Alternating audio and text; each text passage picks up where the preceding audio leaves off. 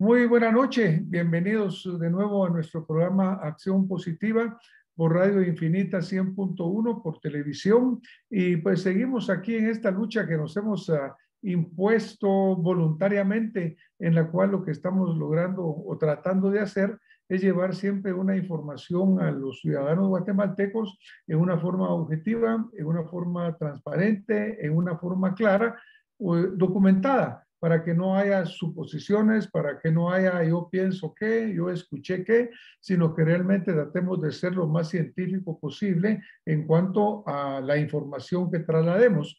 Esa es una función fundamental de la prensa, la cual pues tenemos que cumplir nosotros, porque esa es la misión: informar al guatemalteco en una forma objetiva, clara, para que cada persona pueda tomar sus mejores decisiones. Hoy vamos a seguir tocando el tema del coronavirus en sus diferentes aspectos, pues cada día la vida nacional, la vida personal de todos y cada uno de nosotros sigue íntimamente ligado a este virus que ya prácticamente un año, 18 meses después de que apareció a encontrarse, nos sigue teniendo de cabeza, nos sigue teniendo de rodillas la economía del mundo y todavía en una gran incertidumbre. Y entonces, pues tenemos que encontrar cómo tratamos este tema en una forma adecuada y sobre todo lo que pasa en nuestro país. Pero primero le voy a dar la bienvenida a la doctora Karin Slowen, quien es nuestra invitada de esta noche y ha estado con nosotros en Acción Positiva. Bienvenida, doctora. Muy buenas noches, un gusto estar nuevamente con ustedes. Muchas gracias, doctora. Pues creo que ya hemos tenido el gusto de que participe aquí con nosotros. También leemos constantemente sus aportes a través de los diferentes medios, ya sea de prensa o incluso las redes sociales, y lo que hacen ustedes con el laboratorio de datos del cual usted es integrante y que tienen plataformas tan importantes también para todos. Doctora, uno de los datos que recientemente leíamos ahí de una declaración suya, y pues yo creo que a todos los que lo leemos y que estamos más o menos enterados de esto, nos da una gran preocupación. Ustedes decían, mire, al ritmo que están vacunando, vamos a llegar prácticamente a 6 años a llegar a vacunar a una parte de la población. Por favor, amplíenos esa temática y su preocupación al respecto de esto para que logremos transmitir al guatemalteco la gravedad de la situación. Claro que sí. Creo que es importante tal vez informarle a la audiencia que el primer paso que nosotros hicimos fue revisar el plan de vacunación y ver qué establecía el plan oficial que el ministerio desarrolló. En este plan hay varios elementos, digamos, que son importantes para ese tema que usted me pregunta. El primero es que se han definido las priorizaciones de la meta general, ¿verdad? Primero, que es de más o menos 10.6 millones de personas. Esto representa la población mayor de 18 años que hay en el país según el censo de población. Entonces, esa es la meta global, que en principio además más o menos es el 70% de la población total, lo cual es como el piso mínimo en términos de protección poblacional o inmunidad vacunal al cual deberíamos llegar para pensar que la población guatemalteca en principio está protegida. Lo segundo es que a la fecha los estudios que hay no permiten plantear la vacunación en menores todavía. Se están haciendo los estudios, por eso la población meta es solo de 18 y más. El otro elemento es que segmentaron esa población meta en distintos grupos. Estamos hablando acá de fases, y la fase 1, que es el personal de salud y personal que presta los servicios de apoyo a la salud, es el grupo priorizado. Y se entiende esa priorización por el hecho de que pues están atendiendo a los pacientes que están infectados con COVID y tienen un riesgo mayor. Después se fue priorizando por edades. Esta priorización, si bien técnicamente es correcta, requiere, digamos, que un manejo logístico muy complejo. En nuestra opinión, demasiado complejo para la capacidad institucional ministerial, porque requiere manejar las bases del RENAP, requiere organizar rondas de vacunación por grupos, cuando, por ejemplo, usted podría agarrar una institución y simplemente barrer la institución y vacunar a todos en esa institución y terminar con esa unidad y ya. Sería una forma, digamos, que operativamente más rápida. Entonces, ¿qué significa esto? Que nos obliga a ir varias veces a un mismo lugar.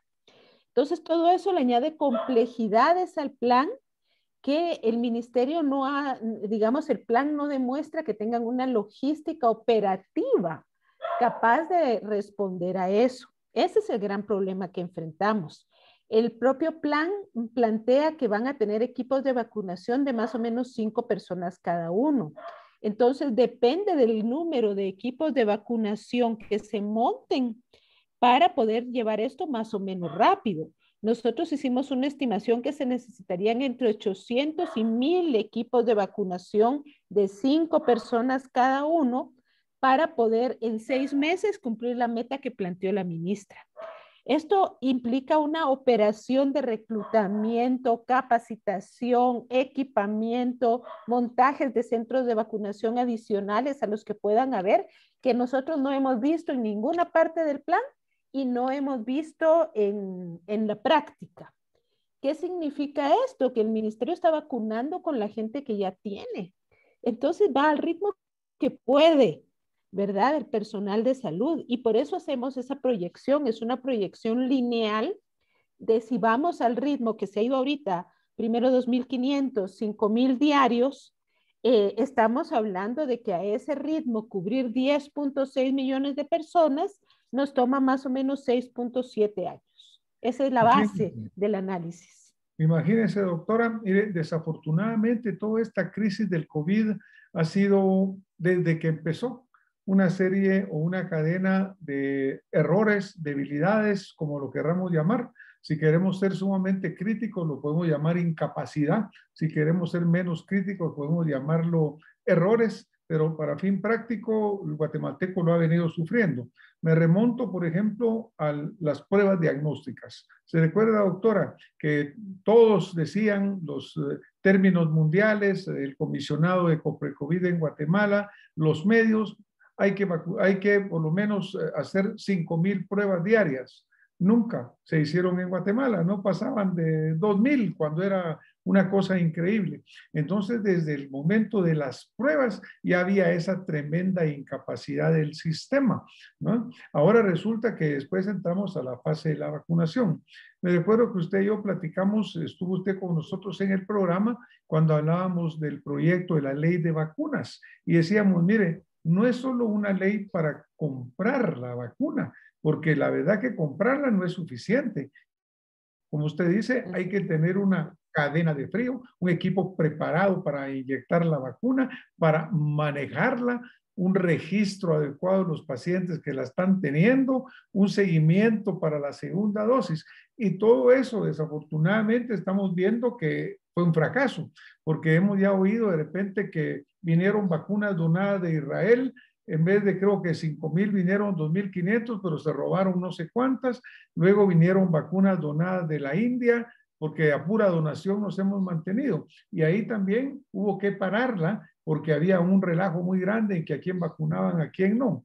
Y luego, pues, incluso las altas autoridades de salud salieron comentando que directores de hospitales estaban tomando en sus manos todas las decisiones y vacunaban a quien no le correspondía. Claro. Dentro de esos grupos prioritarios. Es decir, desafortunadamente, esta desorden que existe, de nuevo por ser benevolente y no llamarle completa incapacidad, pues obviamente ha venido dañando este proceso, doctora. Absolutamente. Y mire, a veces uno cae mal por decir se los dije, pero efectivamente se los dijimos cuando salió el plan, porque el plan hace un planteamiento de que las áreas de salud deberían hacer lo que ellos llamaron la microplanificación, es decir, hacer esa logística operativa a detalle. A nosotros nos preocupó mucho desde el laboratorio de datos cuando lo plantearan así en el plan, porque esto requiere una logística macro muy grande. Como usted bien señaló, que no es solo la cadena de frío, es todo el proceso, incluso desde el inventario de los viales de vacunas o adecuada identificación para saber de qué vial salieron qué vacunas. Por ejemplo, y qué vacunados, hasta el tema concretamente de las listas. Imagínense que estamos hablando ahorita solo de personal institucional y hay ese relajo. Y eso es porque no se organizó bien desde el nivel central todos esos pasos. Se hizo ¿cómo le diría yo? Se hizo como el gran esqueleto, pero les faltó ponerle la carnita, ¿verdad? Y yo creo que el mayor talón de Aquiles en la parte de la aplicación de la vacuna tiene que ver con la resistencia a poner más equipos de vacunación. Le doy un caso concreto. Un colega que ambos conocemos, de hecho, hoy hizo casi 6 horas de vacuna, de cola para su vacuna, para que después le dijeran que no lo podía vacunar porque estaba en 2 listas. Imagínese eso. Entonces, esta persona con edad en riesgo, con enfermedades que lo ponen en alto riesgo y ejerciendo la profesión en exposición al riesgo, pero como estaba en 2 listas, no optaron por vacunarlo de una vez y sacarlo de la otra lista, sino que lo mandaron a la otra lista. Imagínense eso. O sea, ¿qué es lo que pasa? Está dominando una mentalidad burocrática y no una mentalidad de salud pública, donde usted lo que tiene que hacer es brazo visto, brazo pinchado. Y después, obviamente, en su registro usted tiene que anotar que esta persona ya estuvo. Entonces, ese tipo de cosas van a crear atrasos muy grandes. Y si usted le suma que no hay equipos suficientes para vacunar, esto puede ser para siempre, ¿verdad? Imagínese, doctora, que aquí estamos hablando de una cantidad mínima de dosis que hemos recibido, porque Así la es. verdad que 205,000 dosis que se han recibido es muy poco. Imagínese usted el desastre que sería Así si ya es. tuvieran aquí 10 millones de dosis. Sería Así una es. locura, pues, porque verdaderamente no tienen la capacidad. ¿Y sabe qué es lo preocupante? Aquí estuvo con nosotros recientemente la doctora Zulma Calderón, de los derechos humanos, defensora de los derechos humanos de la salud, y pues verdaderamente preocupa cómo se está atentando contra el derecho de los guatemaltecos a tener esta protección. Cuando nosotros vemos países como Israel, que obviamente tienen muchas ventajas sobre nosotros en cuanto al desarrollo, madurez científico, etcétera, pero obviamente están conscientes de que sus ciudadanos tienen que protegerse. Estados Unidos, por el mismo estilo, ya lleva una gran cantidad. Pero de veras, yo le pinto a usted el cuadro. Imagínese que mañana les aparecen aquí 10 millones de dosis a nuestro ministerio. ¿Usted qué cree que harían? ¿Qué grado de locura se alcanzaría ahí? Ay, mire, por lo menos dice la ministra que hay un cuarto frío grandote en el centro de biológicos. Mire, no, yo creo que es muy preocupante porque el riesgo de que la vacuna se pierda, ¿verdad? Se desperdicie es muy grande y sería un dolor enorme en este país. Y sabe, sobre todo porque Guatemala ha tenido una trayectoria buena en materia de vacunación hasta hace muy pocos años. Hay una fortaleza de las pocas que le quedan al ministerio en esa línea de trabajo, en la vacunación, pero me parece que esa lógica de ir priorizando individuos por grupo de riesgo de edad rompe, digamos, con lo que está acostumbrado los servicios, que es trabajar, por ejemplo, no estamos trabajando con la base del primer nivel de atención, ¿verdad? Que puede agarrar y barrer comunidades y casas y entonces en una casa pincha de una vez a todos los que le toca estar pinchados y va saliendo usted, que es una lógica en la que estamos más acostumbrados, ¿verdad? Entonces ir individuo a individuo, revisando DPIs, revisando si usted está en 50 listas, ¿cuánto tiempo le va a tomar eso? Eh, entonces, yo sí creo que si les está pasando con la población institucional, que la deberían conocer perfectamente bien, imagínense cuando esto se abra al público en general, que va a ser un relajo y sin sistema de información funcionando adecuadamente. Porque le digo, si algo hacemos en el directorio de datos es ver cómo está el sistema de información de la vacuna. No están reportando por individuo, están reportando conglomerados. Entonces, hoy vacunaron 25, le reportan 25, pero no qué individuo es, qué sexo, qué edad, de qué hospital. Entonces, ¿cómo van ellos a hacer el análisis después de las brechas, de si hay gente con dobles dosis? A mí me da realmente mucho preocupación ese descontrol de los registros. Pues yo creo que muchos compartimos su preocupación, doctora, y es verdaderamente frustrante esto que está sucediendo. Recuérdese que cuando era lo de las pruebas diagnósticas y Así después es. incluso la letalidad que estaba teniendo, pues cuando el señor comisionado de Coprecovid se retira, dice, mire, hay incongruencia de los datos, los números que tiene el ministerio, el INASIF son totalmente diferentes, o sea que imagínense lo que estábamos hablando en ese momento. Y ahora que el sistema de información de nuevo no está bien, pues vamos a caer en un gran problema. Lo que pasa Sí. acá también, doctora, tenemos que visualizar que el mundo se está protegiendo contra el coronavirus, por lo menos los países más desarrollados. Costa Rica en mucho menos grado, pero ya lo está logrando, Panamá también. En algún momento yo visualizo que va a haber incluso un pasaporte sanitario y países como los nuestros que no van a tener la vacuna accesible a su población van a ser casi unos parias en salud a nivel internacional. Ni viene la gente a Guatemala ni va a poder salir porque no Sí. estamos nosotros debidamente inmunizados. ¿No le parece? Absolutamente. Eso es un tema de enorme preocupación, particularmente porque hay sectores económicos sumamente vulnerables en ese sentido, ¿verdad? El turismo es el más evidente, pero estamos viendo ya el problema en el sector educativo. La no posibilidad de poner, digamos, de priorizar al personal educativo nos va a costar una escalada. Yo estoy casi segura de eso, ¿verdad? ¿Por qué? Porque, bueno, ya empezamos a ver los primeros casos de escuelas con maestros contagiados y niños que van a llevar a sus adultos mayores a su casa la enfermedad. Entonces, aquí el desafío realmente es muy grande y el ministerio es muy débil, pero creo que un error que han cometido las autoridades es encerrarse, ¿verdad? Solo hablan con quienes le dicen que se ven bonitos, digo yo, y no tener apertura cuando este monstruo es demasiado grande para cualquiera, pero más para una institucionalidad tan profundamente debilitada y sujeta a tantos intereses y presiones, ¿verdad? Con las compras. Nosotros detectamos en el sistema y con todas sus debilidades, están reportando que más o menos 7,400 personas que no corresponden a ninguna de las categorías priorizadas ya fueron vacunadas. ¿Eso qué quiere decir? Que hay una puerta secundaria de vacunación para un grupo de gente. Yo digo que eso no es eso yo casi veo que no se puede evitar, ¿verdad? Porque gente siempre va a buscar abusar de su privilegio en los funcionarios públicos, etcétera. Pero el tema es, bueno, por lo menos admítalo y tengamos un buen registro de eso. Pero si Sí. andan escondiendo esa vacunación de VIPs, esto va a ser de verdad fiesta, fiesta.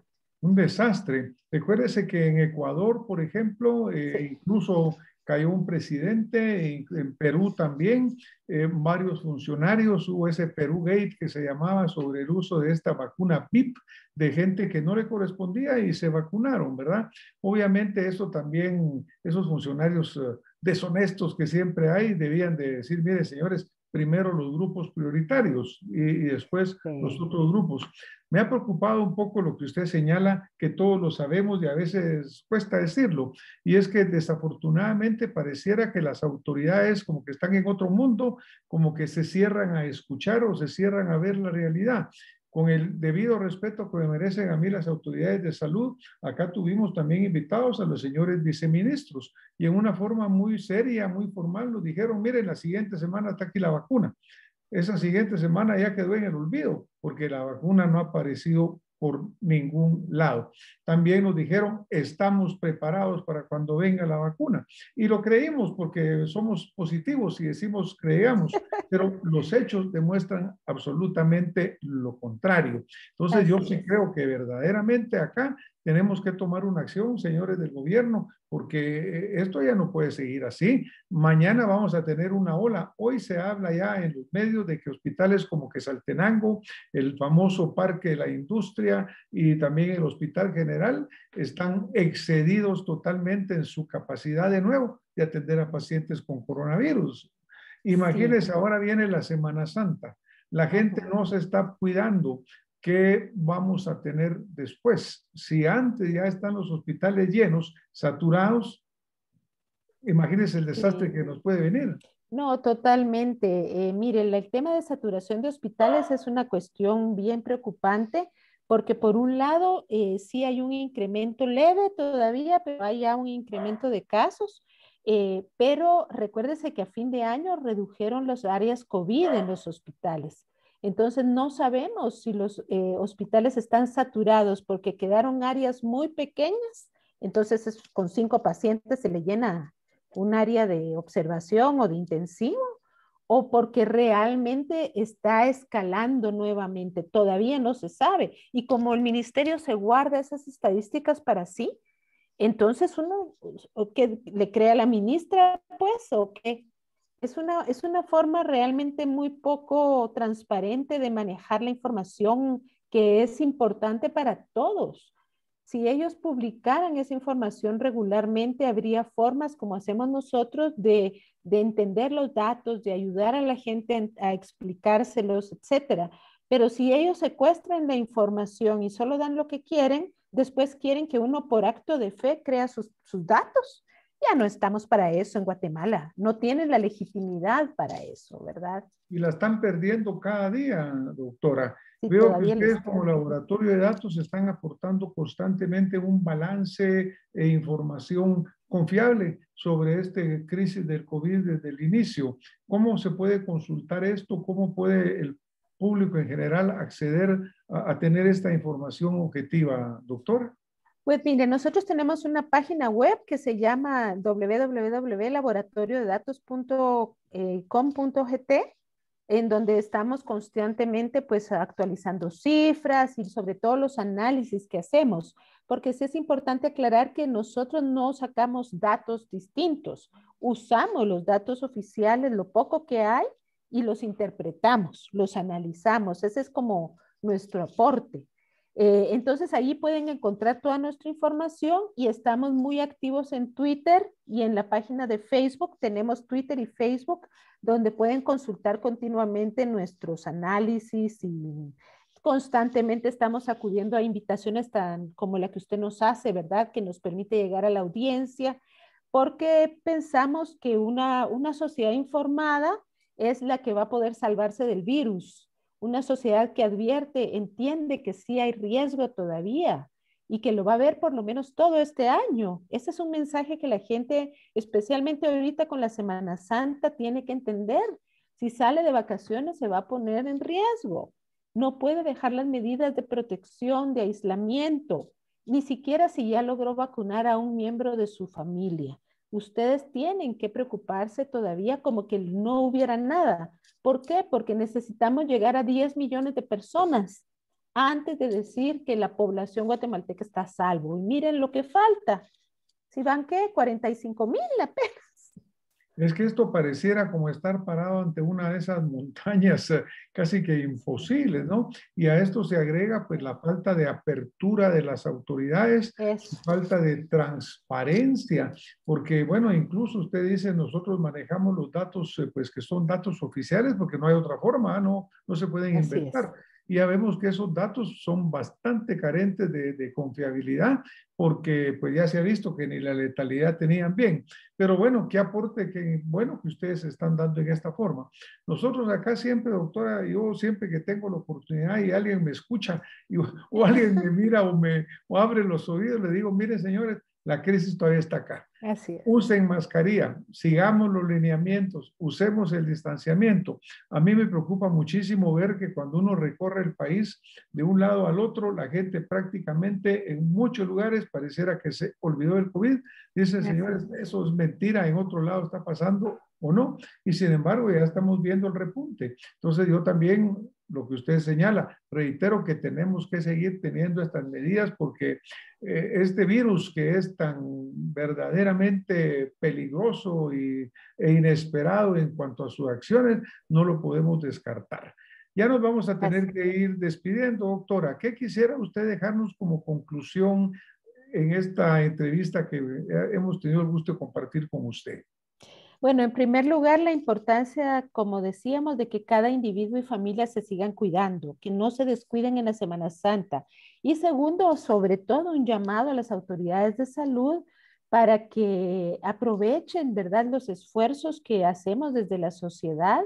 Nuestro interés es apoyar a que esto funcione. Y creo que ahorita hay un desafío doble, es controlar la epidemia y al mismo tiempo vacunar masivamente. No tienen condiciones para despreciar la ayuda. Entonces, ábranse a esa posibilidad y mire, con solo que multipliquen los equipos de vacunación y los puestos de vacunación, va a haber una diferencia. Entonces, son medidas, ¿qué le diría yo? Muy pragmáticas las que se necesitan ahorita y decisiones muy firmes para poder acelerar este proceso. Así que ese llamado hago a las autoridades. Me uno a su llamado, doctora, y obviamente, por ejemplo, de repente se oyen gastos que suceden en Guatemala, esta Guatemala ya no de la eterna primavera, sino que de la eterna corrupción, en la cual están viendo de sacar gastos para cualquier tontera o derroches de los fondos públicos, cuando todo centavo debe ir dirigido a conseguir vacuna para los guatemaltecos, Así es. a gestionarla donde debe ser. Por ejemplo, cuando hablamos nosotros de una X cantidad, 10 millones de personas vacunadas, prácticamente son 20 millones de dosis, cuando es de dosis doble. Actualmente Así hay es. asignado fondos suficientes para vacunar 5 millones de guatemaltecos, porque de Es acuerdo la a los mitad. datos, Ajá. hay 175, 76 millones de dólares que al precio que fluctúa de la vacuna sería para vacunar esa población. Doctora, nos vamos a tener que retirar en un momento. Yo le agradezco de nuevo pues que nos haya compartido todas sus experiencias y pues la invitaremos de nuevo a seguir platicando porque veo que este tema lo vamos a tener que seguir machacando a las autoridades, al guatemalteco, al ciudadano, porque es demasiado grande el problema. Creo que no lo comprenden en toda su dimensión o no lo comprendemos, pero es fundamental que a través de lo que se estamos haciendo o aportando se logre comprender. Muchísimas Así gracias, es. doctora. Un gusto haberla tenido acá en Acción Positiva. Un placer. Buenas noches. Muchísimas gracias a todos ustedes que nos han estado escuchando esta noche en este segmento acá de Acción Positiva. Y pues, claro, dejemos el mensaje muy bien específico. El virus está con nosotros y va a continuar. La pandemia no se ha ido, sigue siendo altamente peligrosa. Incluso estamos oyendo de mutaciones que se están produciendo ya en muchos países y eso va a decir, bueno, si esto va a tardar 6 años en Guatemala, para 6 años ya hubo otra pandemia, vinieron otros virus, cambiaron y sería un esfuerzo perdido en dinero y en tiempo. Muchas gracias. Vamos a otro segmento de Acción Positiva. Muy buena noche por haber estado con nosotros y nos hablamos pronto en más Acción Positiva. Muchísimas gracias, doctora.